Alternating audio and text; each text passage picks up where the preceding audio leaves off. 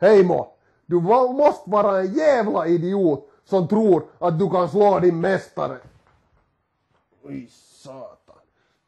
Heimo, mä olin aina johtaja Beauty and the Beastissä. Mitä sä Heimo luulit, että tulee käymään, kun sä nostat kapinan mua vastaan mun omalla laivalla ja haastat mut mun mestaruudesta? Arvasit oikein, idiootti. Mä puukotan sua selkään.